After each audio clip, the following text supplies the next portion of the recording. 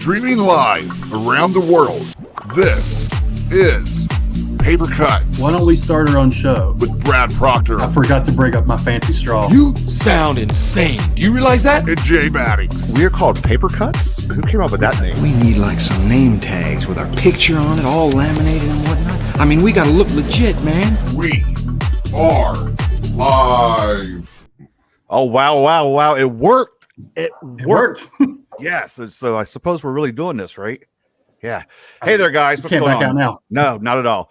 Good evening, everyone. Welcome to the first official episode of Paper Cuts. This is pretty exciting. My name is Jay Maddox. Thanks for joining us with me always. And I can say always because this is our first show and he's right there. You may know him from his famous, worldwide famous YouTube channel, Brad Proctor. Ladies and gentlemen, this is Brad Proctor. What's up? Nice to be here. Thanks for inviting me to the channel, Jay. I know, yeah. You're really waiting for like an applause, right?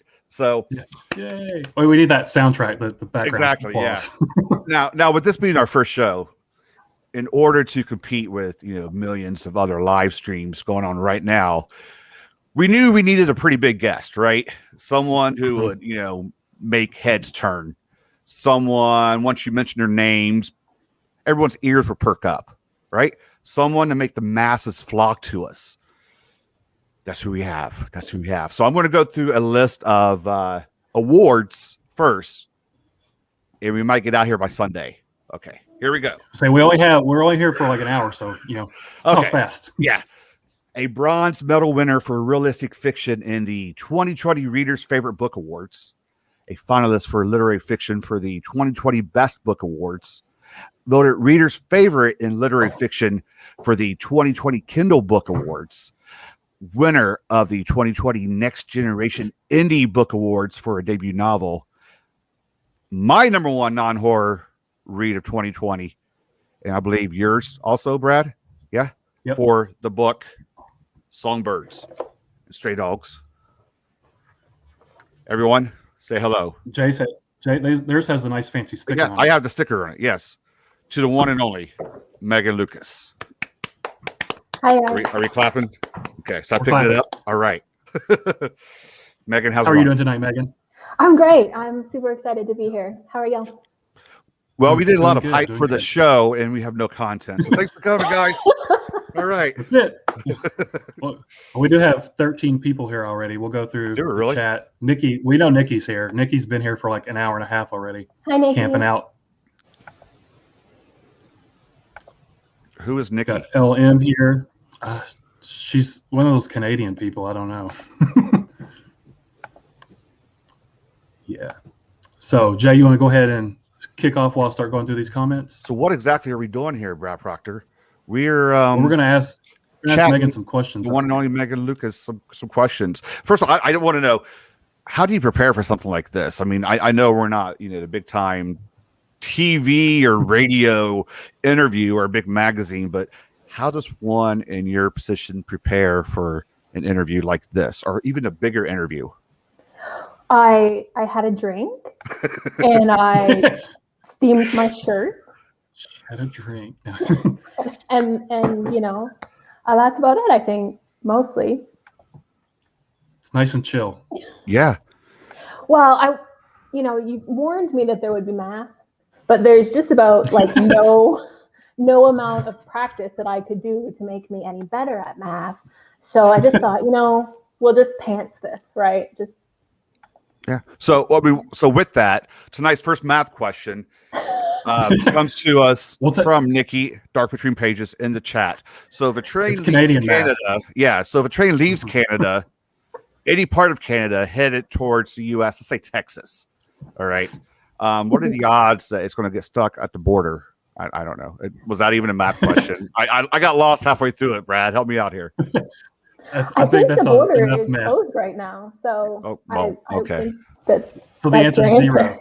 The answer Yeah. is zero.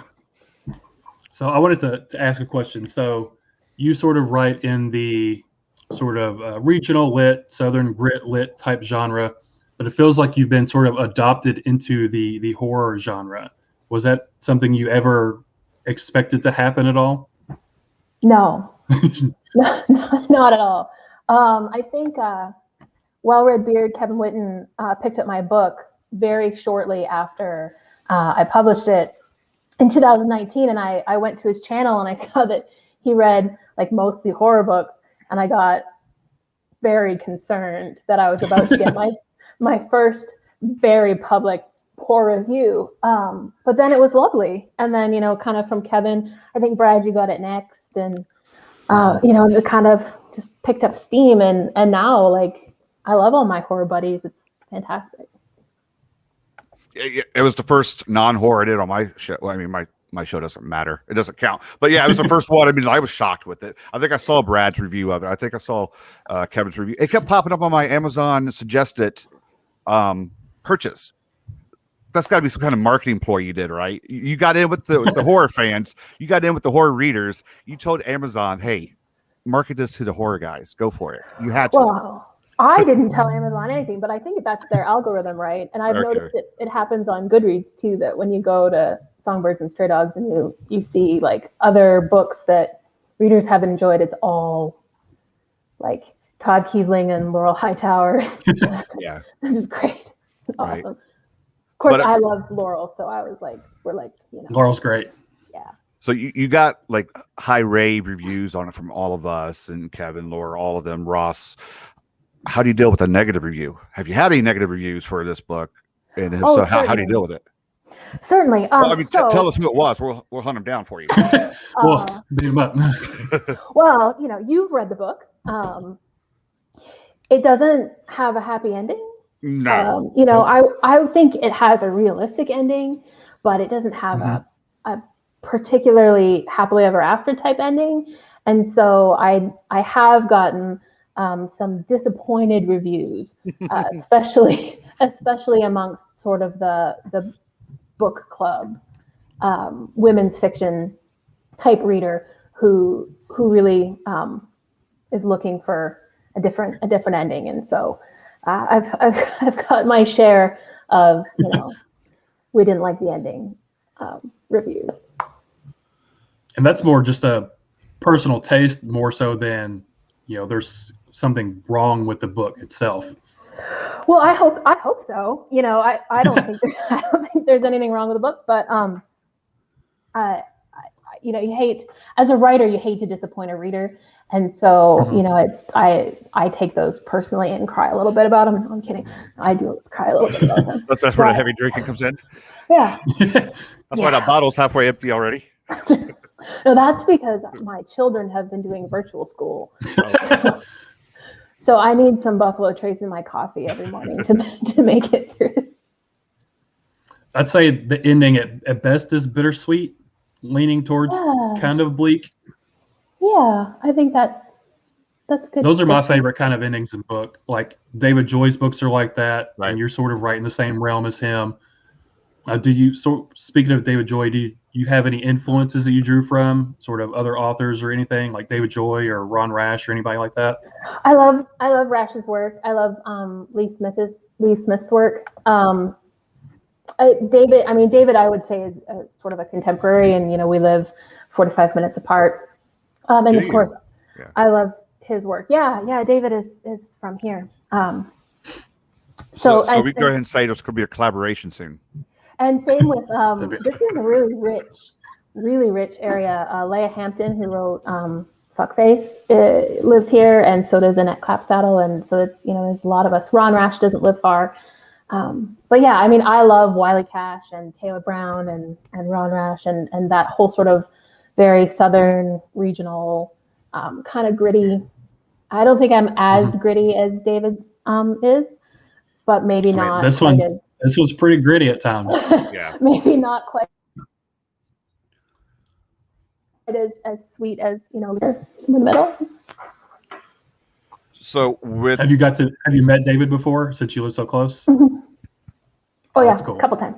So with everything that's in Songbirds and Stray Dogs, with it being as gritty as it is, with the sad ending, dark, all that stuff, what did you edit out of it? I'm sorry, Jay, I missed that. I had a blip on my computer. Did you edit anything out of this book to make it even darker, more gritty? Did I edit any happy stuff out? Yeah. Yeah. She took all the happiness out. Threw it to the side. It was probably what 500 pages to begin with, and you took out all happy stuff. No, I mean it's a small press book, so it didn't get a lot of review by the publisher, and so it really just went, it came to you like basically straight from my brain. So I didn't edit a lot of happy out. I think that there was a little bit more crime stuff in it in earlier drafts, but I didn't want to write a crime novel, and I felt like that's not my strength.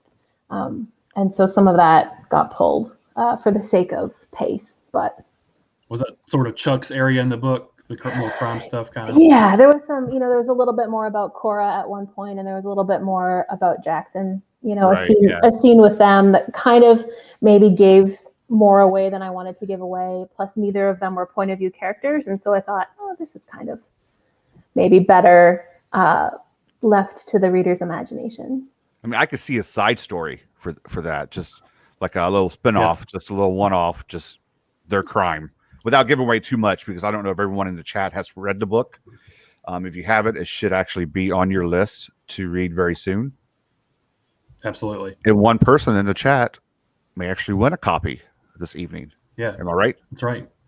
We're going to do a giveaway, so stick around later in the show. We're going to ask a simple trivia question if you're paying attention, and the first person to type it in the chat will be the winner of a signed copy of Songbirds and Stray Dogs. So be sure to stick around. Earlier today, we had 2 winners already. One from Twitter and one from Instagram.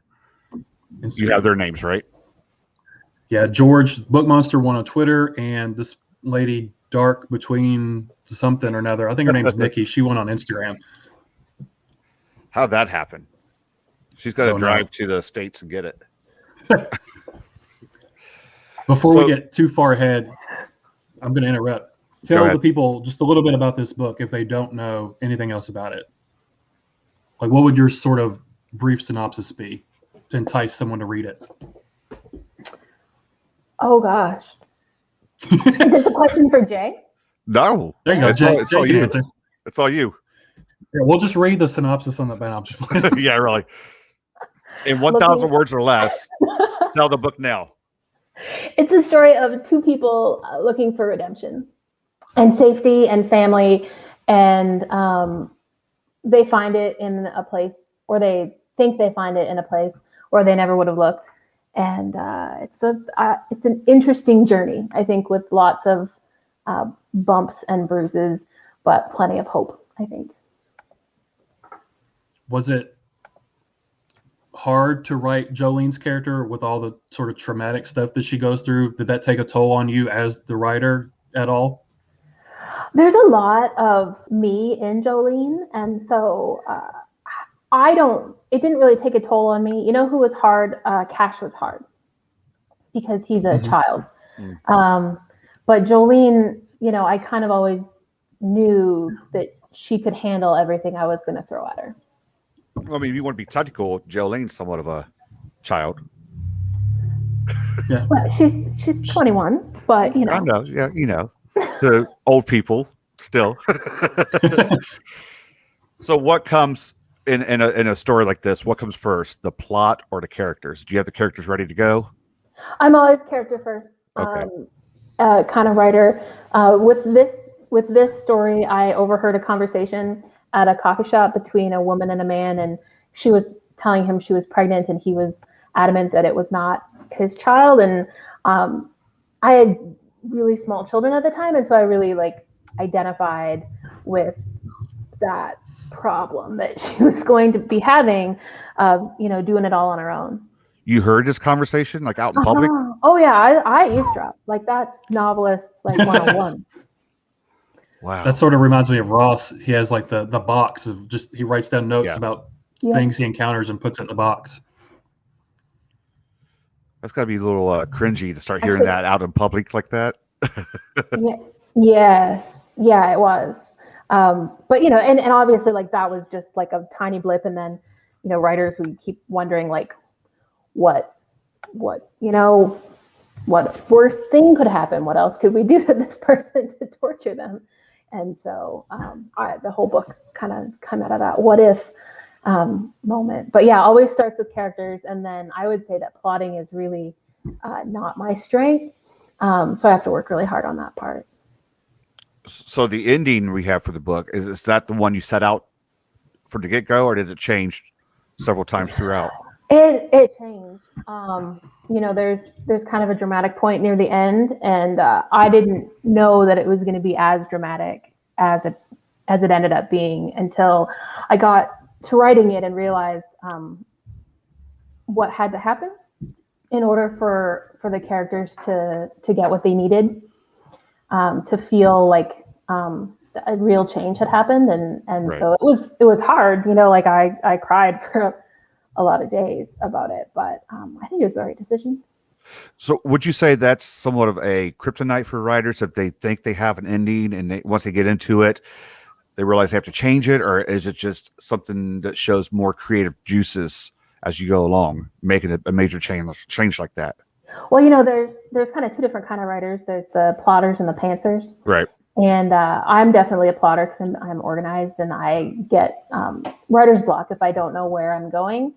But I think you have to remain flexible. You have to sort of follow the characters, and you don't really know them until the end of the book, right? You have to write them first. And along the way, you get to know them. And then by the end, you know what they would do. And often you have to go back and change decisions that they made, at the beginning, or plans that you had for the end, because you know them better and you know that they wouldn't have done that. Without giving away the ending or saying, who lives, who might die, would you ever consider coming back and revisiting any of these characters? Funny you should say that. There's a character in the book. Actually, it's Ruby. There's a character in the book who's in middle age or older middle age in the book, and the book I'm sort of outlining right now is Ruby's story as a child in her early adulthood, late teens, and it's really fun. I'm having a good time. So you're sort of making your own Megan Lucas universe now. I was going to say, so we're going to Stephen King route here and just use the same names and Yeah. I love it when authors do that. Yeah. Oh, good.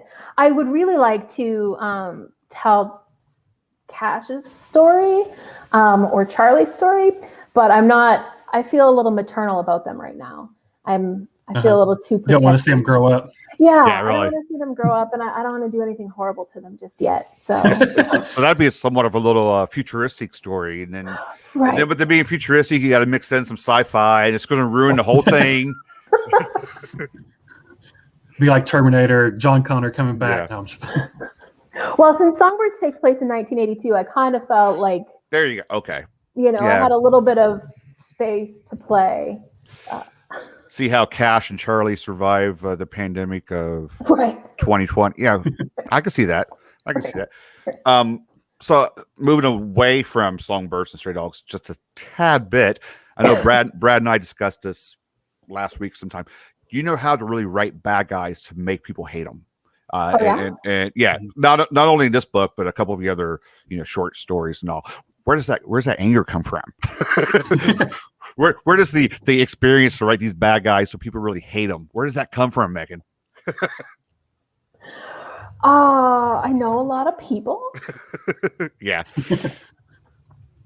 Don't you just love sort of like collecting all of the worst things that people have ever done or ever said and just sort of like smushing them into one person? So we heard it here first that all of her characters are based on people in her life. I remember while I was reading the book, I messaged Megan. I said, I've never hated a character so much than this one person, and I hope they get their comeuppance. And she just sent me back a smiley face, was all she did. Yeah. You blipped. Oh. Did I miss something? I was saying, Did you ask a question? I sent you a message while I was reading Songbirds saying how much I hated a particular character, and just I really wanted them to get their comeuppance, and all you sent back was just a smiley face. Oh yeah. She just knew how to turn the screw. Well, I can guess which character you felt that way about, but right. There's a couple. So has anyone read this saying, is this about me? Has anyone confronted you about this? No. I have been asked a lot of questions about like how close my life is to Jolene's and that kind of stuff, and of course it's not.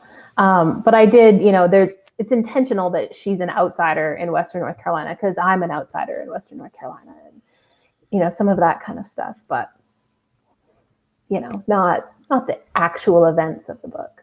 Speaking of being in North Carolina, you originally came from Canada, correct? Or Yes, correct. you just got tired of the Canadian bacon and wanted some good stuff, or what happened there?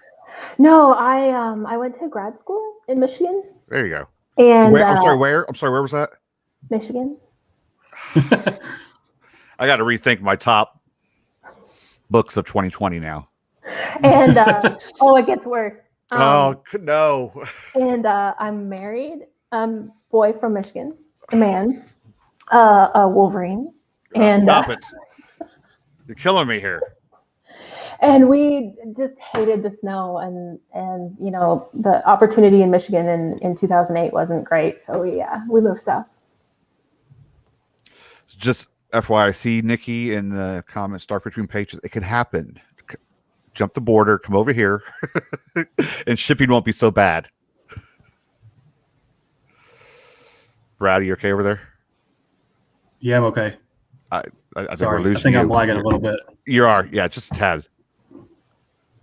It's that Yeah, I'm having the kids turn off the Disney Plus. we have any questions, comments from the chat here? I know you're keeping up. Yeah, thanks, Michael Clark. You got my back. She married a Wolverine. Yeah.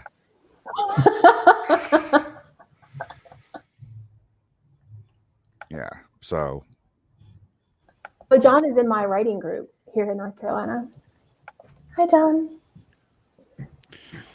Are you teaching right now?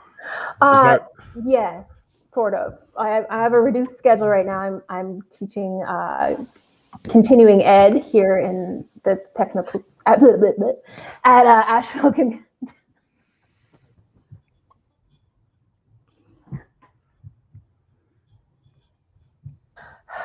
Teach continuing ed creative writing classes right now. What kind of stories are you getting from your class? Well, they're memoir right now. So, people like to write about horrible things that have happened to them mostly. So, I mean, do you ever, totally put you on the spot here, you don't have to answer. Do you ever get a story from one, you're just like, no, take it back, start over, no. No, because I mean, that's not how, writing works, that you can always get better. But I've definitely got stories that I didn't enjoy reading because my students have had really hard lives. But some of them have had, like I had it's cool. Right. So Karen has a question in the comments. Did you love Southern Lit before you moved to the South? Hi, Karen. I did. I've always loved Flannery. She's, really close to my heart. And Dorothy Allison's Bastard Out of Carolina is the best book I've ever read. But I wasn't nearly as sort of into it growing up because, the canon in high school in Canada is Atwood and Lawrence and Alice Munro and Farley Mowat, and not any Southern American writers.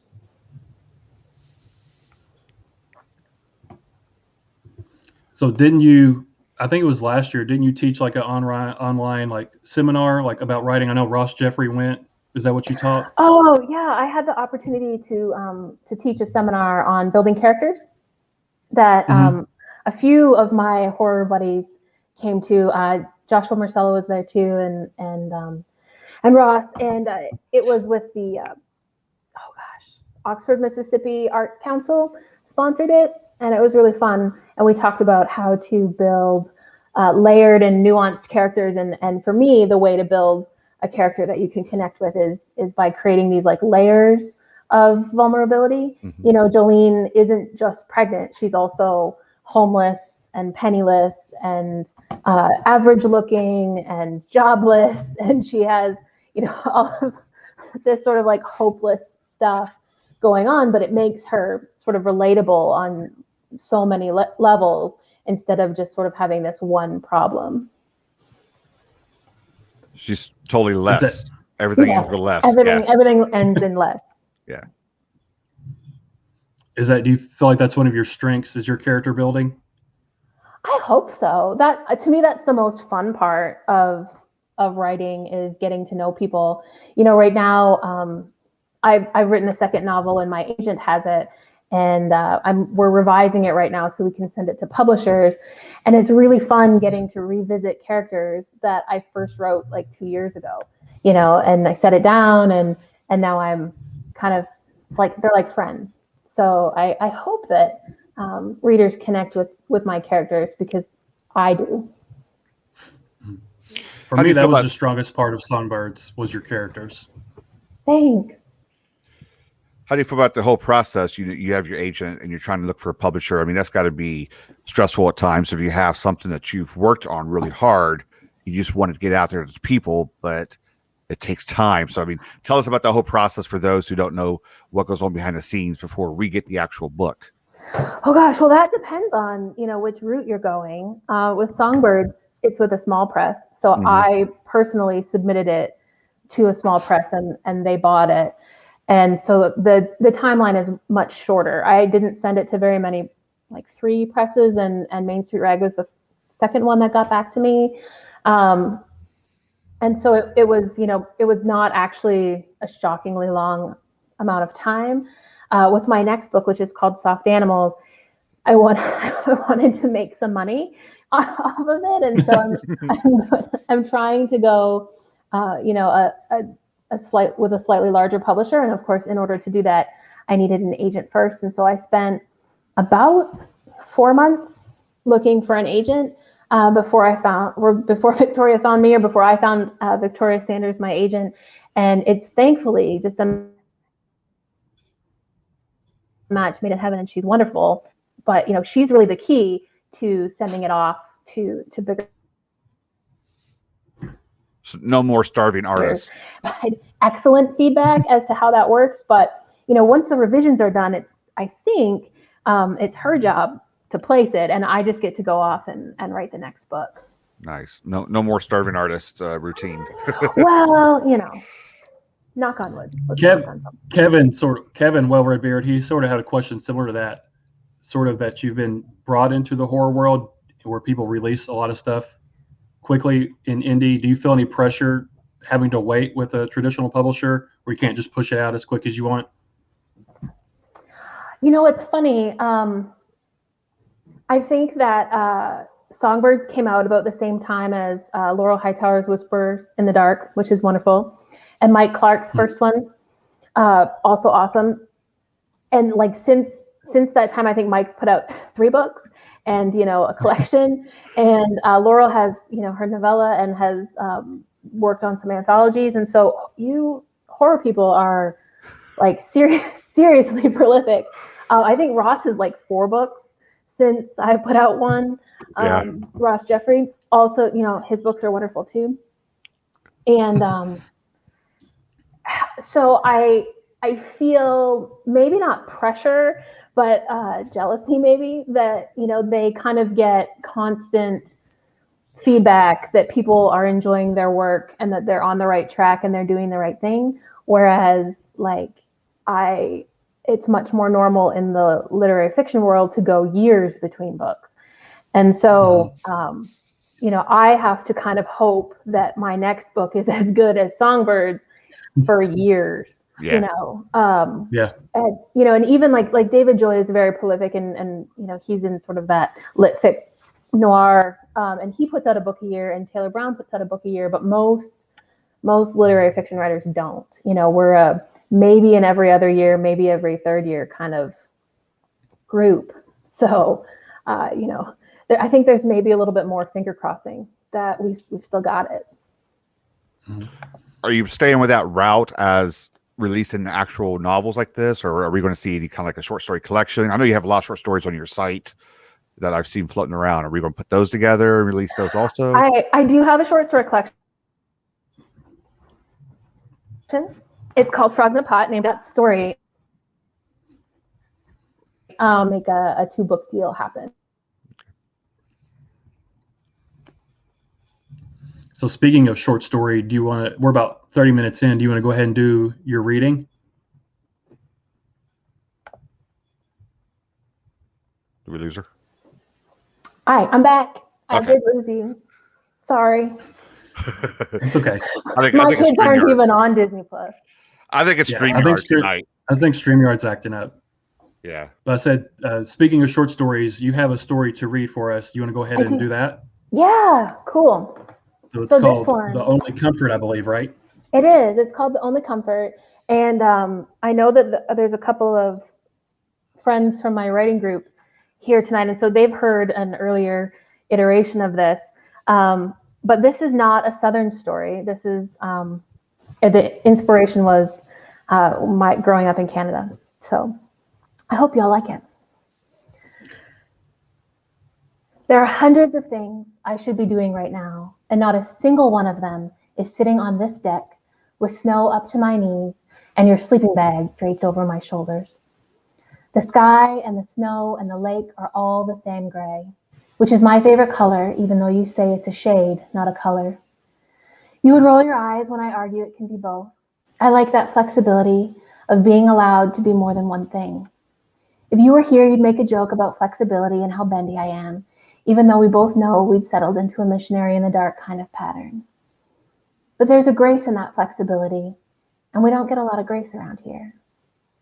The fridge is full of weird food, you'd like it. Family-sized casseroles, a whole cake and 2 pies. Maybe I'm allowed to get fat now that I'm alone. It's all rotting, but every time I go to dump it, I think about how 25 pounds of congealed lasagna is what my marriage is now. How when you slipped that ring on my finger 10 years ago and then pressed the back of my hand to your mouth, how I thought that was it. We were supposed to be together forever, or worse. Now here I am eating week-old pie straight from the pan, the filling separated, watery and sour smelling, wearing your sleeping bag over my pajamas that have become a second skin, staring out across the gray and thinking of all the things I wish I told you when I had the chance.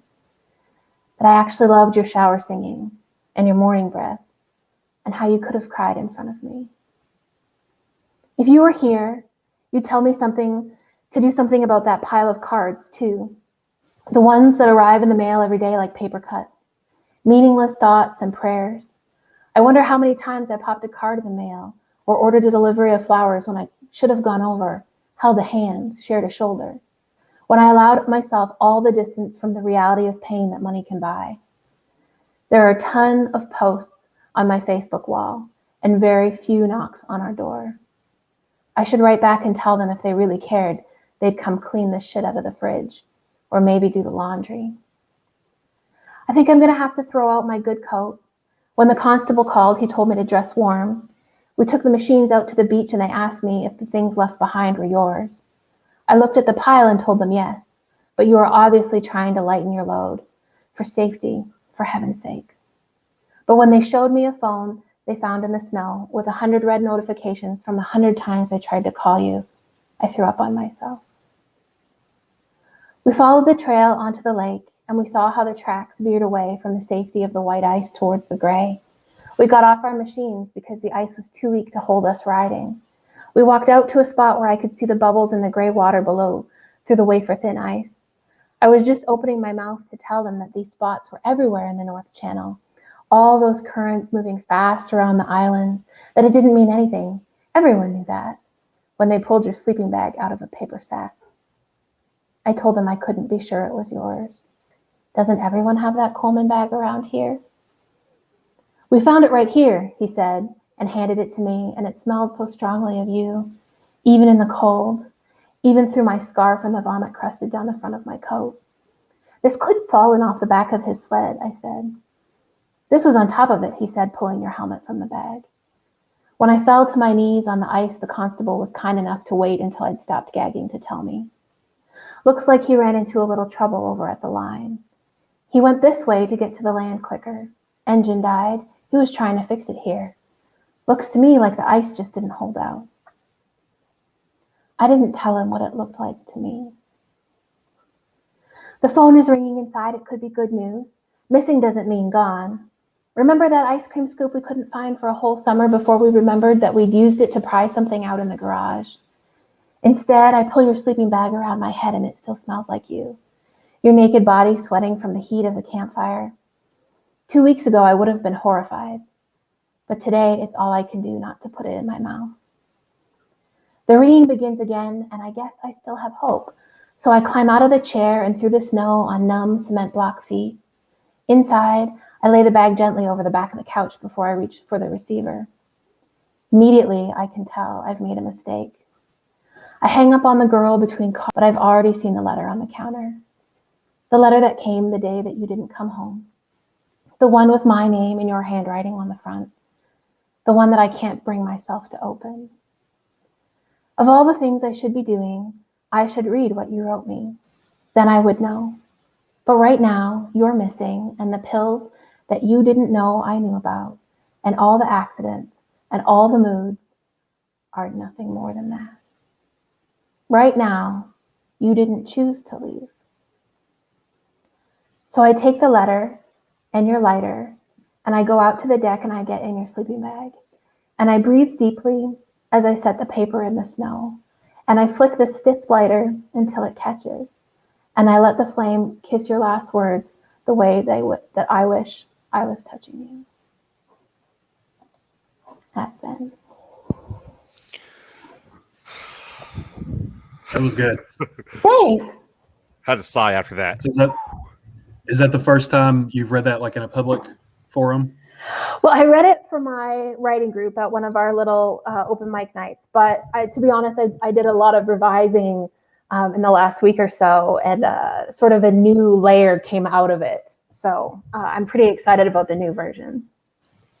See, I think that's why horror has accepted you so much, because you walk like that fine line between horror and dark. It's not super horror, but you're right there on the edge where it's dark, but it's not, in your face gore and guts and that kind of stuff. Right. I don't always poke eyeballs with needles. Oh, Stop it. That's awful. I was reading that while I was making dinner, and I just had to put the phone down. I was like, I can't do that right now. I think I remember when I was reviewing Songbirds, which the whole review was horrible. But still, I think I said I did the book no justice, but I said it was not horror, dark fiction, but unless you want to stretch it and say it was the horrors of life or something like that, something really weird. But that's what I get from your writing. I mean, it's life stuff, but it's the darker side of life a lot of times. So I think that's one reason why you've been really accepted into the dark fiction and horror community. That and your genius marketing. Well, yeah, obviously the genius marketing was part of it. But yeah, I think the horror readers get it in a way that some of the other readers don't. It might not be as gruesome, and there's certainly no ghosts and monsters and stuff, but they get that people are terrible and can do some terrible stuff. It's a very tangible horror that I think we can all relate to. Like, we've all had something, either we've experienced it ourselves or someone we know has. It's all very tangible, real life things that we can all relate to, as opposed to vampires and werewolves and zombies and that kind of stuff. You haven't seen one of those. So, Brad, I think. Go ahead. I'm sorry. I would say, is that going to be in your short story collection that's coming out? I hope so. Hope so. Until it's published, you never know what's going to be in it. That's one of my new favorites. So. Right, I was going to say, I think Leah Linneman in the chat here has a pretty good question. What advice would you give to someone who's writing literary fiction for the first time? Oh gosh, I think you just have to write a story that you want to read. That's what I did. I loved David's work, and I loved Ron's work, and Taylor, but they're not writing women. And I felt like Lee Smith and some of the female writers that I loved weren't quite as modern as I wanted to be. And so I guess I just would say write the book that you think is missing from the shelf, the one that you really wish that you could read. I see a question up here from John earlier too. I'm working on a story with young teenage characters, something new for me. What advice do you have for writing tween/teen characters? Oh gosh. I've only really written one, like Cash is a teenager in Songbirds and Stray Dogs, and he was really hard to write. And also because he's a male character.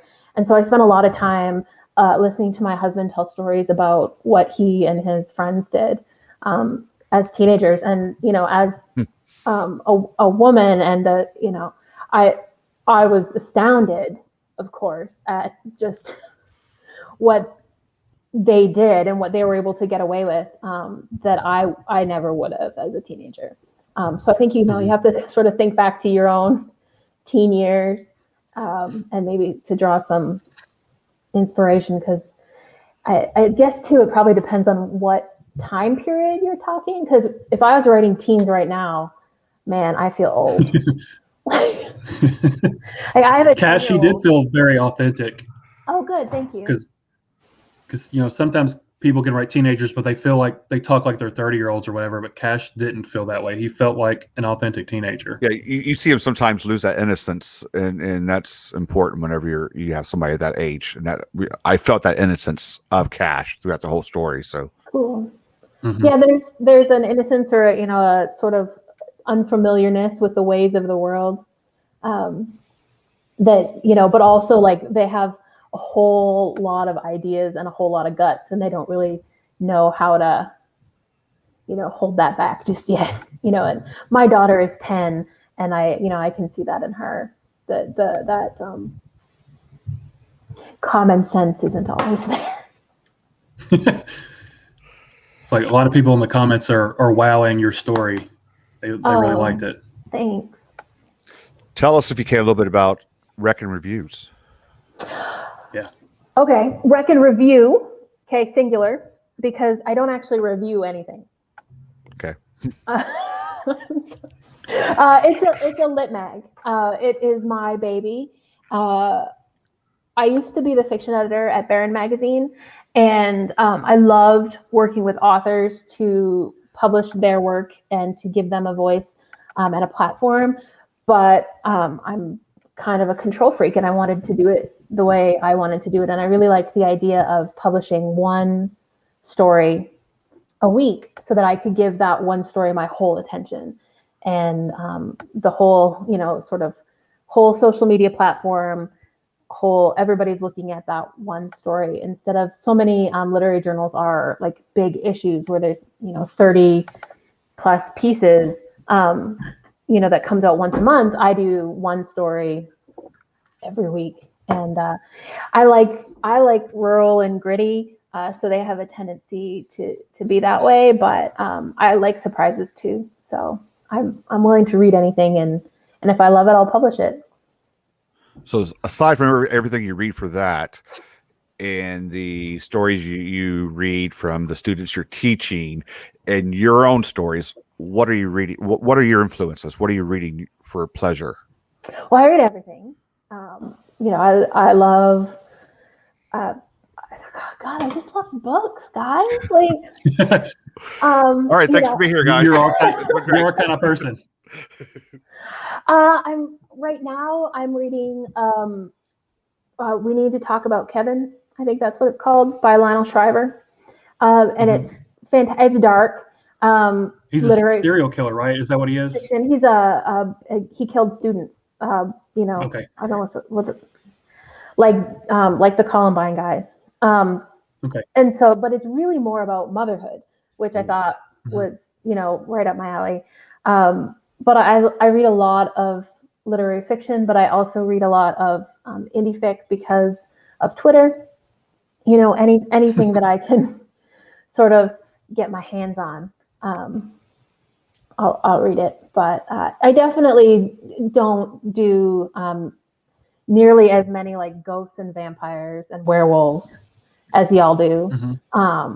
But I probably do more of the big books, the ones on the TV and stuff because I like buying books. I'm glad you mentioned Twitter. How do you feel about the whole social media and using that as a marketing ploy to get everything out there? I mean, it's 2021, right? I don't even know what year we're in now. Yeah, but yeah, I mean, so. 10 years ago, this wasn't even thought of to do your marketing through Twitter and Instagram. How do you feel about this day and age doing everything through social media and the influence it has on your work? I hate doing marketing through social media. I love making friends through social media. So, there's I wouldn't have met you guys if it wasn't for Twitter. I wouldn't have met, any of the, the booktuber crew. I think it's important to connect, but I think really being a literary citizen is more important than trying to market your book. I think we all think it's really annoying when somebody friends you and the next thing you get from them is a DM on how to buy their book. Like, I don't care. Yeah, I don't care about buying your book if this is why we're friends. But I love to read and I love to share what I'm reading and I love to tell other people when I read something awesome. And I guess I hope that karma exists and that if I share stuff that I love, that people like you guys will share stuff that you love, and occasionally something that I love, something that you love will be my work, I guess is what I'm hoping.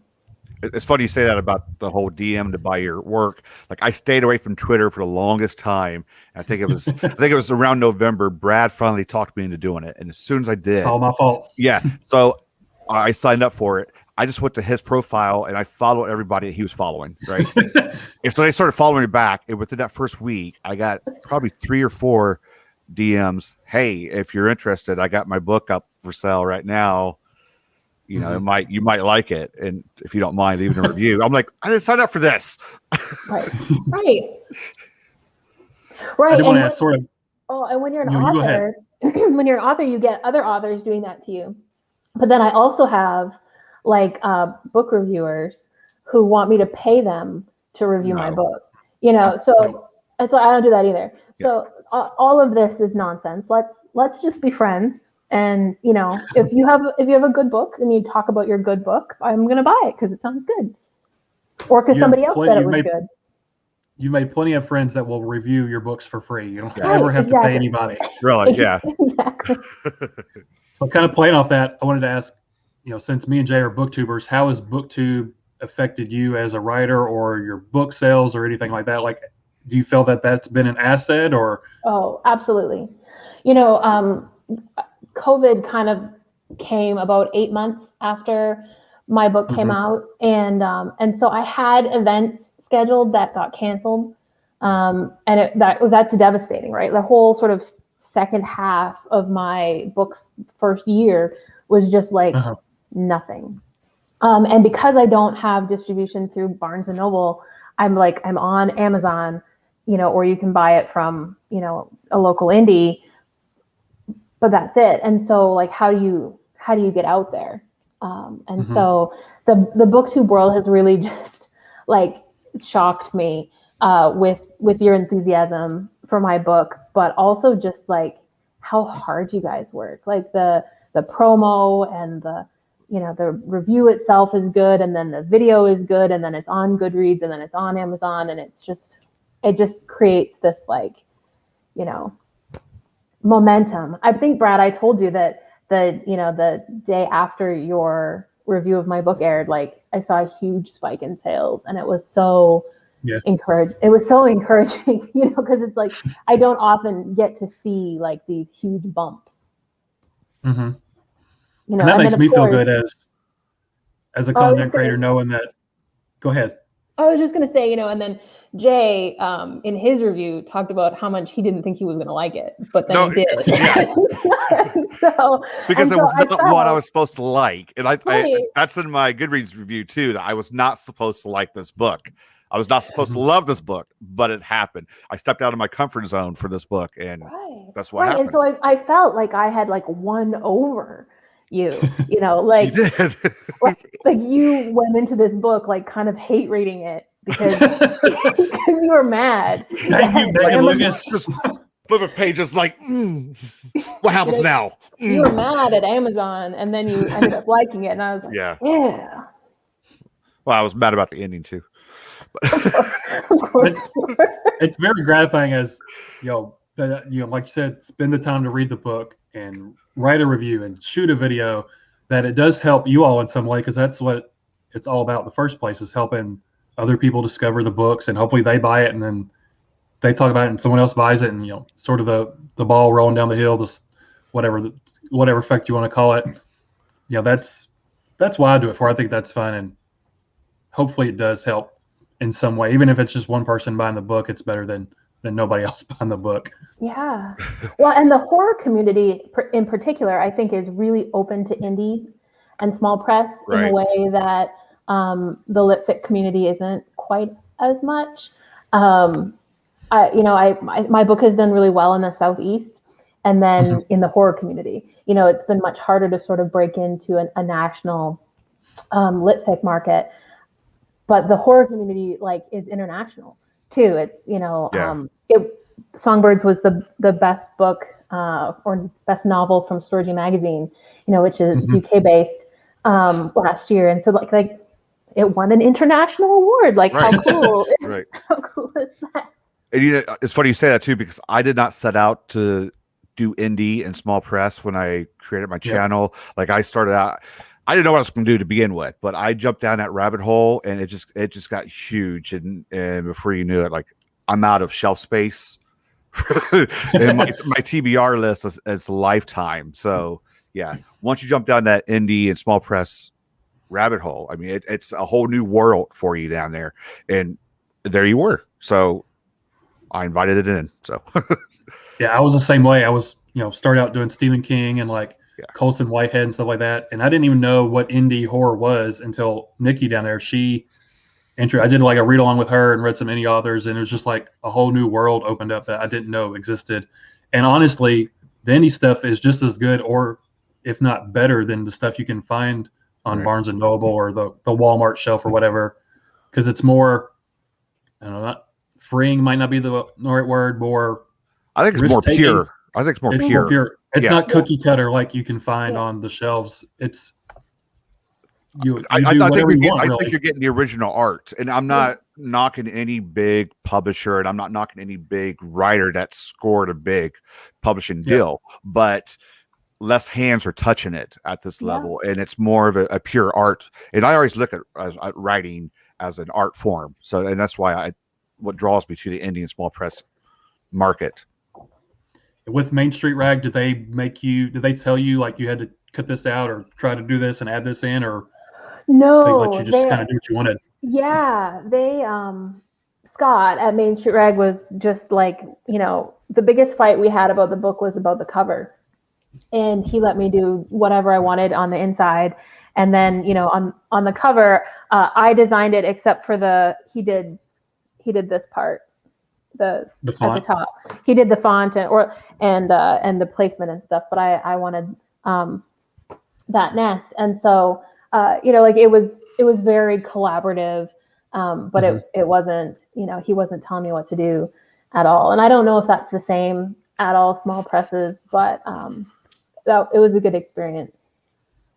From what I've heard, I feel like most indie small presses, they kind of just let you do what you want to, let you pick your own covers, or they might help you get a cover artist or something like that. But from what I've heard, it's sort of, you basically have control of what you want to do, and they just are helping you distribute it out there. Yeah. And I don't think that's the same. Yeah, I don't think that's the same with we'll have to see. I'm kind of, the next novel is called Soft Animals, and so I'm kind of waiting for them to tell me that I have to change that. So can you tease at all what the title? Stop with the animals. There is a really beautiful poem by Mary Oliver called Wild Geese, and it talks about letting the soft animal of your body love what it loves. Okay. And you don't have to be good. And Soft Animals is about 3 generations of women sort of struggling to survive, both themselves and each other. And I really like the idea of playing with the idea of specifically Southern women sort of being told that they need to behave a certain way. Yeah. like Prit says down here, indie, not just indie horror, but indie has more originality and less censorship, which Yeah. basically you don't have to, the editor's not coming back saying, oh, you have to take all this out. Right. Because it doesn't fit our graphs and our marketing schemes and all that kind of stuff. And don't get me wrong, there are times when I wish there was more censorship. No, I'm kidding. That's a different show. But so Brad, let's stop being serious. Let's have a little fun. Just, off the wall. 3 people, Meagan, that you want to invite to dinner right now. 3 people. Name them. You two and Beard. Okay. Nice. Look at that. You want to go ahead and play a little game real quick? We'll ask some trigonometry questions. I'm picking up 2 numbers. 2 numbers that are squared and I don't even know. I can't even make up a math joke. That's how bad I am with math. I can't make up a joke about math. Come on. So, well, let's do we talked about this with Meagan. We're going to do a lightning round. I got 20 questions here. We'll do 20. You ready for the lightning round? Watch this. This is going to be really cool. Wasn't that fancy? Wow. do that again, man. Do it again. Hold on. Yeah. Where'd it go? Ready?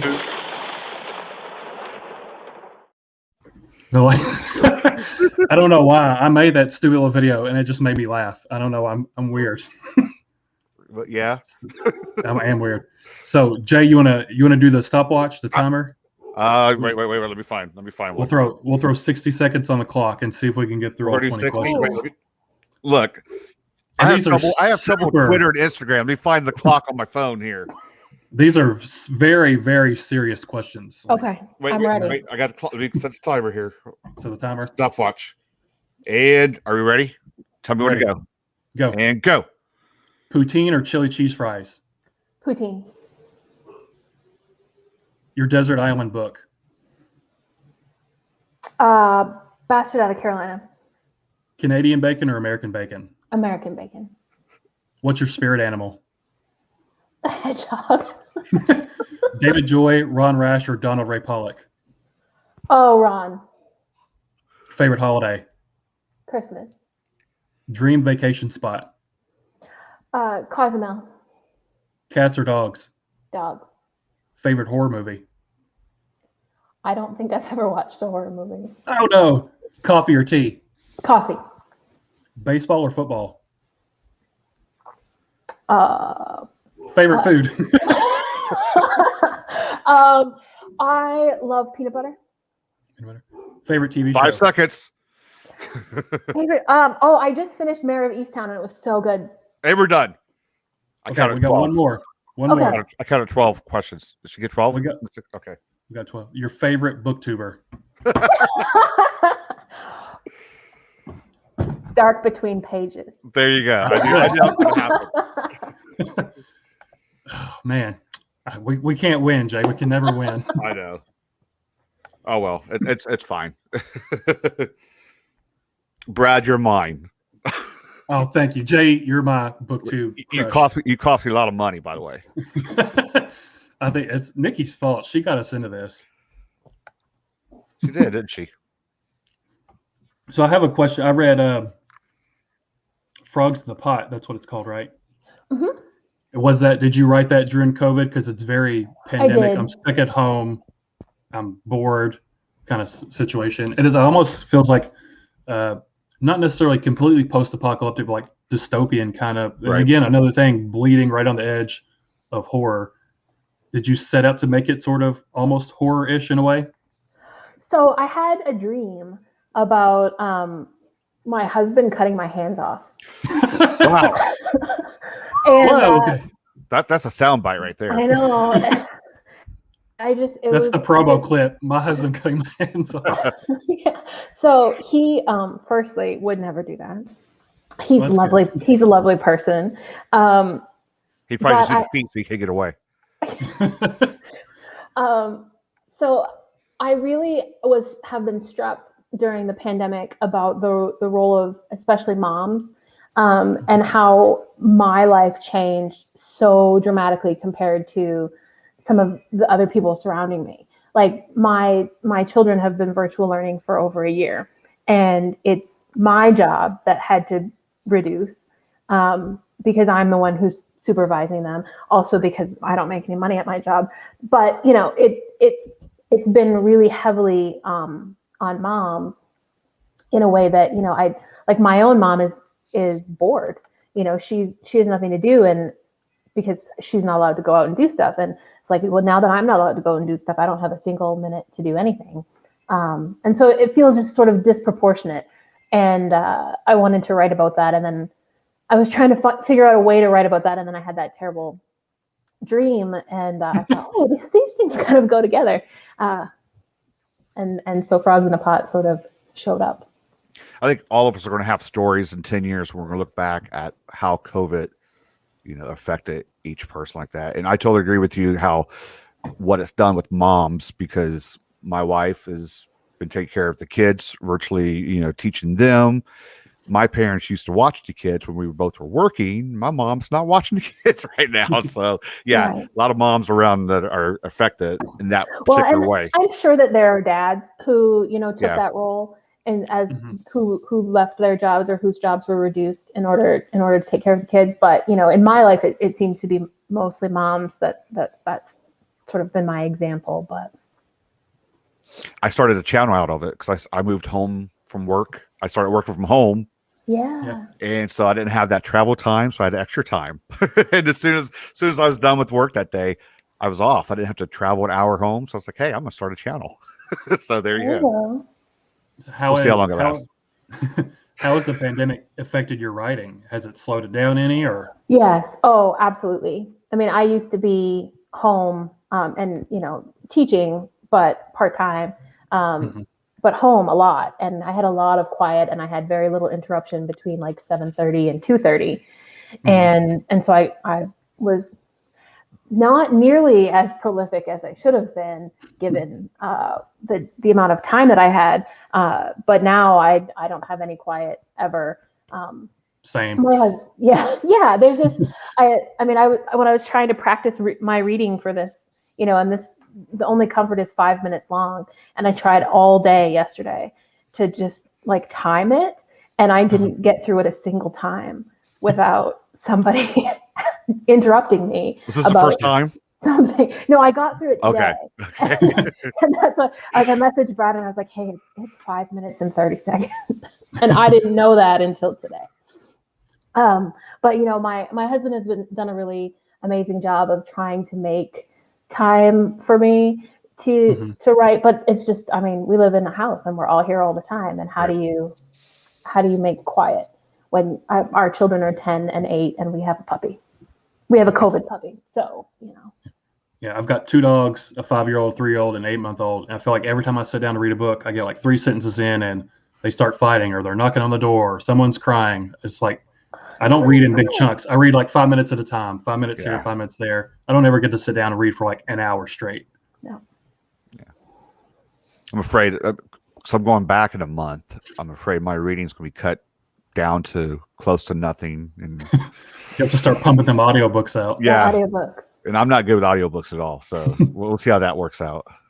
Definitely. So with you being home a lot, is your family, have they been supportive of your writing since you started writing? Some of them. Yes. My husband and my parents are very supportive, and it was really fun to see sort of extended family having copies of my and that kind of stuff. So I would say yes. I think it's hard when you're not in this world.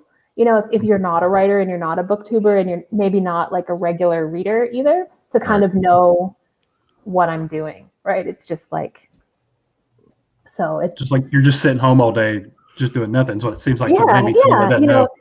Well, and like the number one thing, now my family is not guilty of this, but the number one thing that people tell you when you tell them that you're a writer is that they plan to write a book, that that they have a book in them. They just don't have the time to write it, as if like I have obviously more time than everybody else.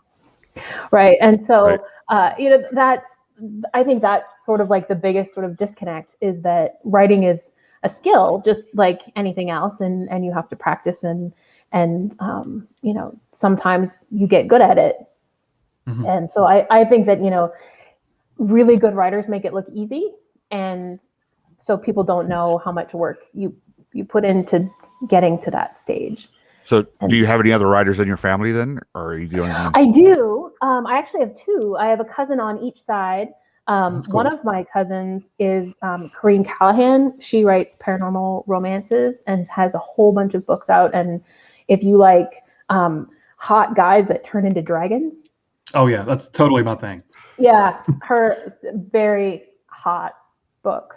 And then I have an aspiring writer on the other side of my family who is working on a novel. I'm actually changing my channel to that. Just Steamy Hot Dragons, so it's be called Steamy Hot Dragon. That'll pull in all the fantasy people, so exactly your subs will pop up. Yes, they're hot books. Do you read any other genres? Like, do you read fantasy or paranormal romance or anything like that, or?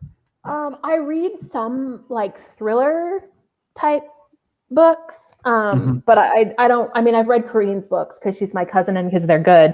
But I don't read a lot of ghost books or vampire books or that kind of thing. No, I have read a little bit of horror because I watch you guys and you talk about books, and so I've read all of Ross Jeffries' books, and I've read Laurel Hightower's books, and I've started to read more horror because of y'all. But that's good. We're right. You're coming to the dark side. It's fun. You don't have to always think so much. It doesn't make your brain hurt sometimes. No, but your heart hurts, or like I'm still. Well, you're one to talk, right? I know, really. The heart's hurting. So, out of all not necessarily all the people you've read, but is there anyone in the horror community you would like to do a collaborate with, like maybe write a short story or a novel or anything like that? Oh gosh, I don't know. I haven't really thought about that. I mean, like if I was going to pick someone who is totally the opposite of my writing, then like Edward Lorne and I should write something together. That'd be wild.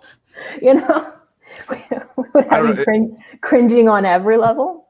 If you ever did one with Laura Hightower and somehow combined Songbirds and Crossroads, like I would like bawl nonstop. I mean, I'll admit it now. I will admit it now. I will bawl nonstop. The marketing for that would be you sell bottles of bourbon and tissues along with exactly. That's just. Right. Well, see if we get Buffalo Trace to sponsor.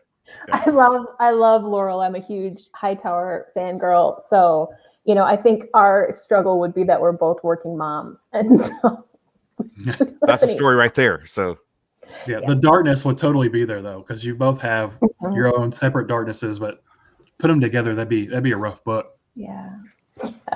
So how did this start? Did you start writing little stories like in the first grade? Your teacher got freaked out because there was so much development in a little short story, or what? Is it something you always just wanted to do?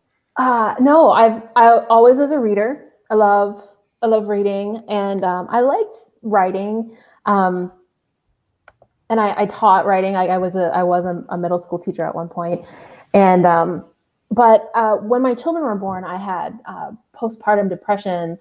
And my therapist suggested that I do some writing to kind of process that and to connect with people. And it sort of turned into, of course, mommy blogging, which, I didn't love just because it feels like I'm kind of a private person, and it felt like it wasn't fair to people who know me to have their stories told. So I started writing fiction instead to sort of hide. And then I just, kind of kept doing it because it feels good. I guess. Was Songbirds the first like legit thing you started working on, or did you write like short stories? Oh no, I wrote a whole bunch of short stories first.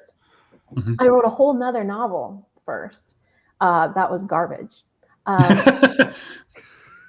Well, so will that one never see the light of day? That's gonna come out in 10 years when she's like when her name's the household name with Stephen King and everybody else. Yeah, it's So before she was a star. Yeah. Yeah, VH1 behind the tape or whatever. somebody finds it at the garbage dump and they're like, oh, I know this name. I discovered after I'd written it that like 90% of the scenes were conversations in a car.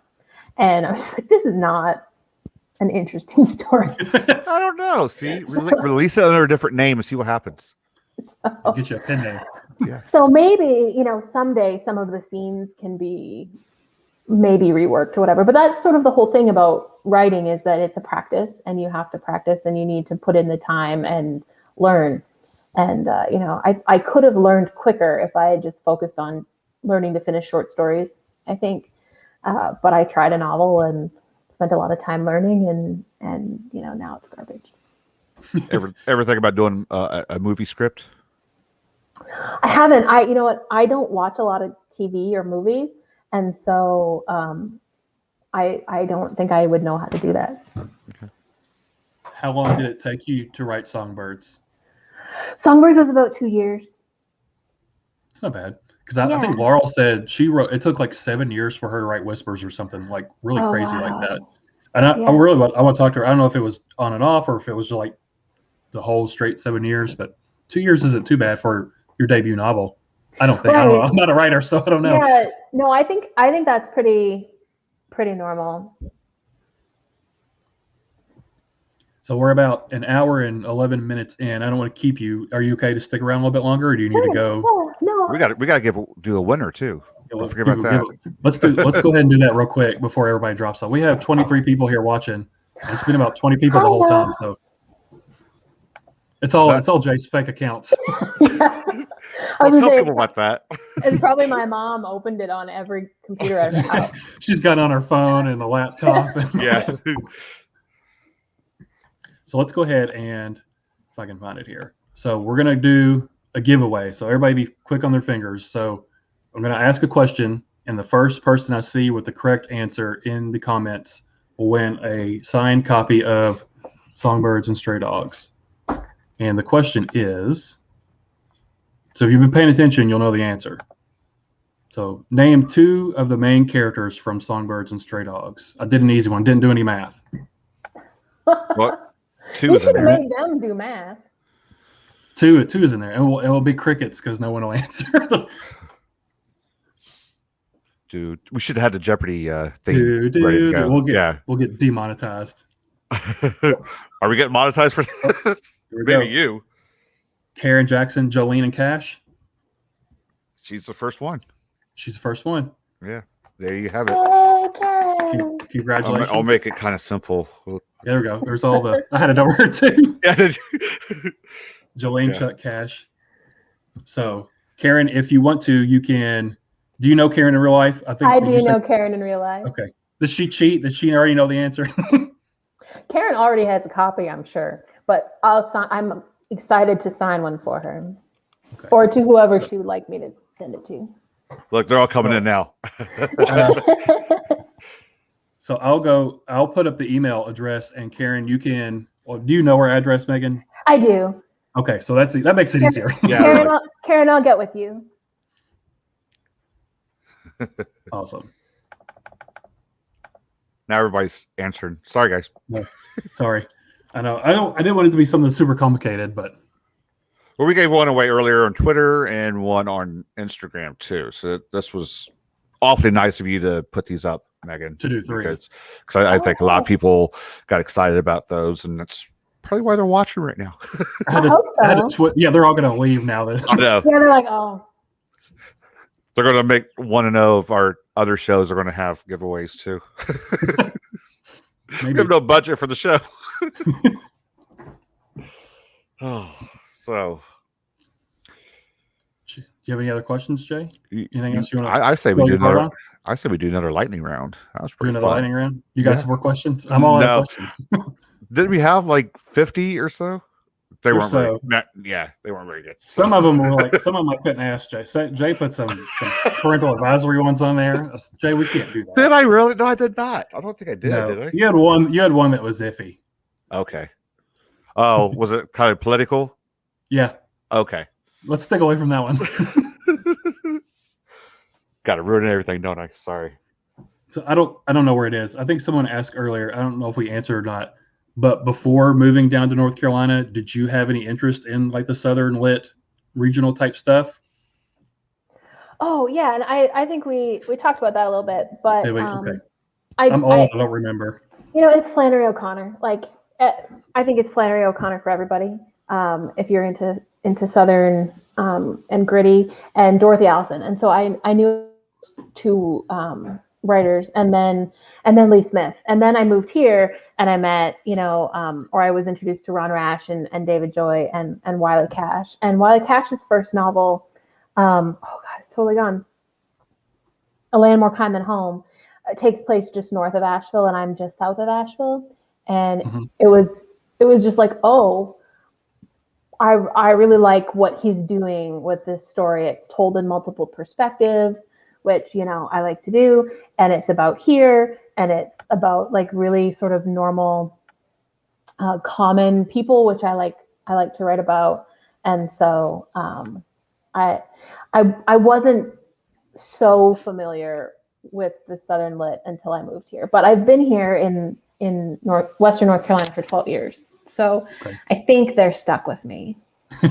I know now you are an official American now. You got your citizenship a little while ago. Yeah. So it's really exciting. Thank you. Was the test hard, or was it pretty simple stuff? It was. I definitely stressed way more than I needed to.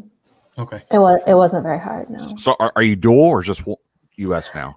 The Canadians say I'm dual, but the Americans don't recognize any. I don't think you can be. Well, I think if you live here for 14, if you leave for 14 years, you're not considered a U.S. citizen anymore. If you move to South America or something, stay there. The agent told me to keep my Canadian passport until it expires, so that when I go to Canada, if the border ever opens, I can use my Canadian passport to get into Canada, and then I can use my American passport to come home. But I should never tell the American border agent that I'm Canadian. So I thought that was very interesting advice. That is. Mm-hmm. Get stuck on one side of the border and not be able to go back. Right. It's so weird that the border's so strict between America, because I feel like America and Canada is basically the same thing. I don't know. It's certainly similar. I would say that there's more difference between Michigan and North Carolina than there is between like Northern Ontario and Michigan, where, I grew up in Northern Ontario and have lived in Michigan and North Carolina. I mean, we could spend the next hour on Michigan jokes if you want to go that route. Which is Jay loves me. Dude, this show will end right now. It's my father-in-law's a Michigan fan, so that's hard rough. That's hard to deal with sometimes. Yeah, my wife stick with me though. I really miss Lake Michigan. Michigan is a really beautiful part of the country, but I do not miss winter. We don't really get much winter here in Western North Carolina. Yeah, you guys get like half an inch, and you're like, we will rebuild eventually. Yeah, exactly. We get like one week of snow. My kids don't own snow boots or snow pants or any of that kind of stuff. I think it was Florida a couple years back where like all the highways just shut down. They got snow. I know Atlanta does that. It just completely dust and it's over. It was Atlanta. Just the whole city shut down because they got like a half an inch of snow. Okay. And here in Kentucky, it can be snow and be like 30 degrees, and the next day it'll be 80 degrees and it's pretty sunny outside. And then everybody's sick. Yeah. Ohio only has 2 seasons, winter and summer. So I did have a question for you though about your characters. If you could meet any of your characters in real life and have a conversation with, who would it be? Oh, Jolene.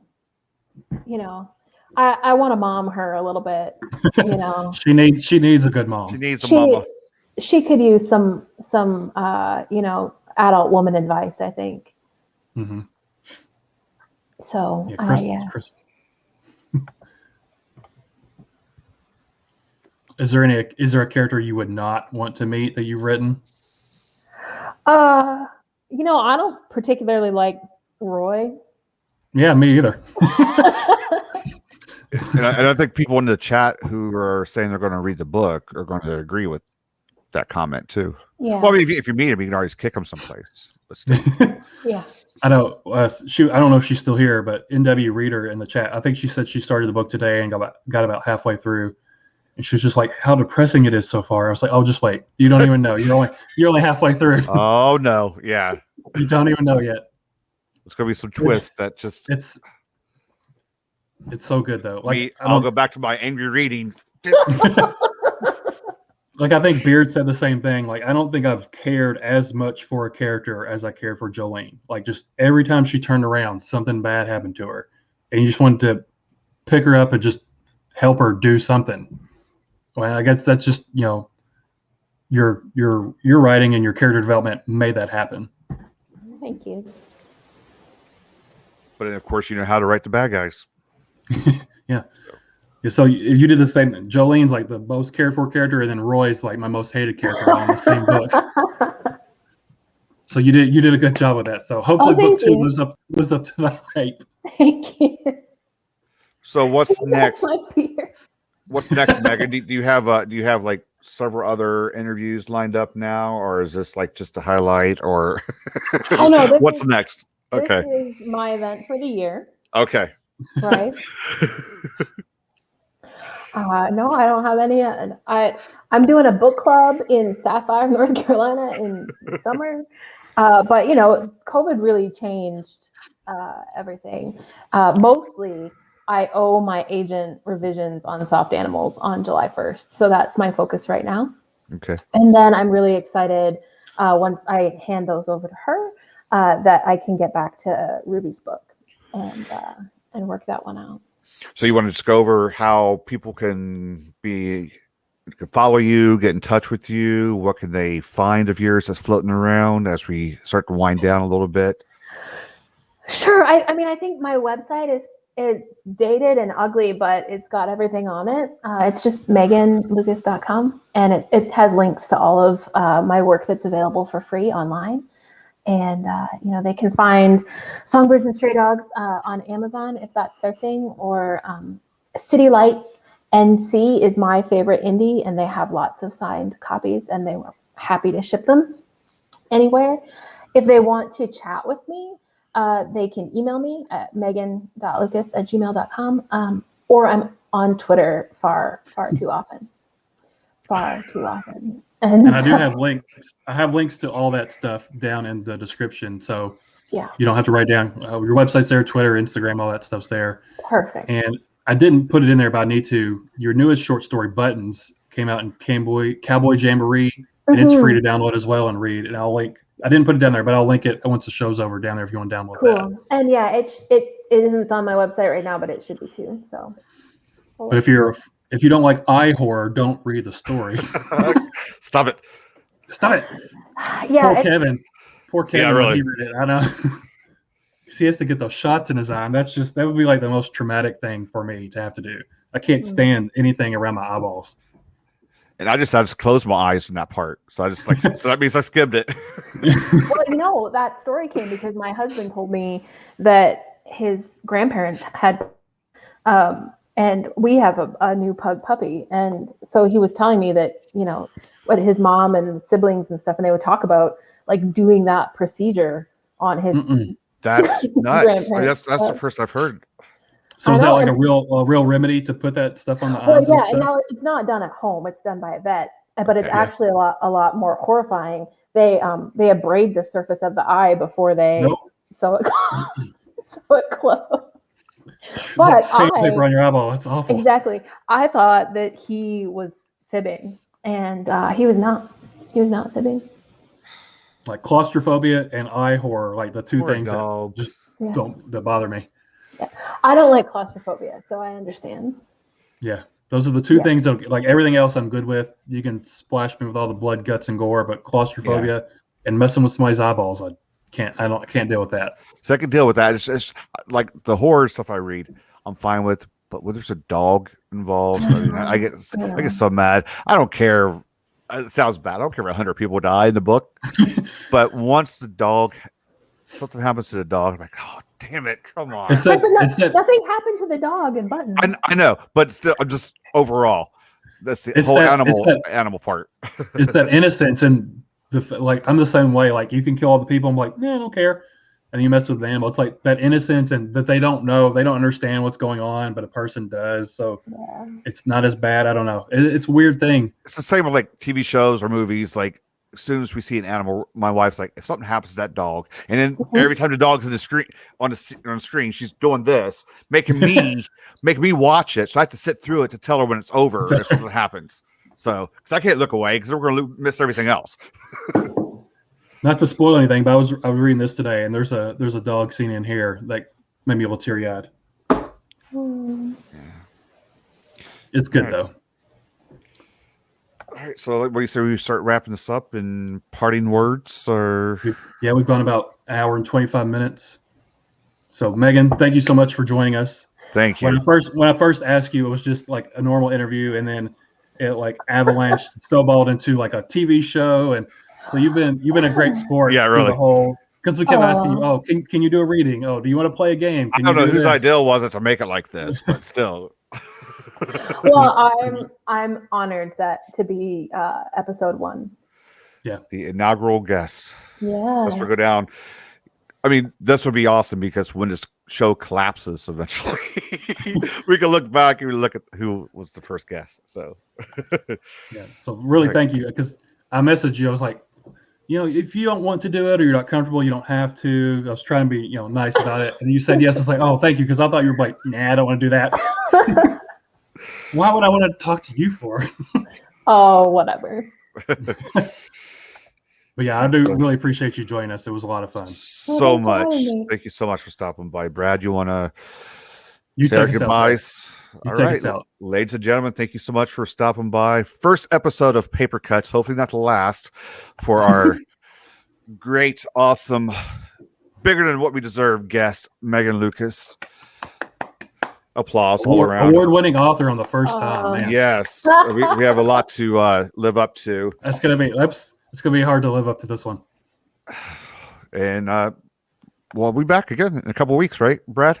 Yep. We got another guest. You want to spoil who it is, or Should no? we go ahead? Because we're going to start advertising the hell out Just of tease it. it. Probably Go ahead tomorrow. and tease it. Yeah. Go ahead and tease it. He's your buddy. You tease it. He's my buddy. Here's a tease. I think I already used this tease. It would be really, really weird To talk about books. to talk about books, maybe about punks,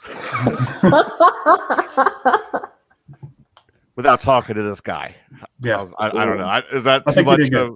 You did I good. mean, Don't get it. Don't get it. That's good. yeah. So yeah, with that, Brad, say your goodbyes. I'll say my goodbyes. Thanks, everybody. So what? Thanks, Megan. Yeah. So I'll Thank put this up you. on my channel. This is on your channel. Everyone can check it out. I will tomorrow upload it to my channel to get my 2 or 3 followers, and they can watch it. And then we'll turn this audio into our podcast probably by Wherever you Sunday or listen to Monday. podcasts. Yeah. Probably Spotify, and then Apple will kick in there too. So there you have it. Episode 1 of Paper Cuts. We survived. Very Thank minimal you. blood. See you guys. Until See next you time. guys. Stay safe. Bye bye. Love you, Jay.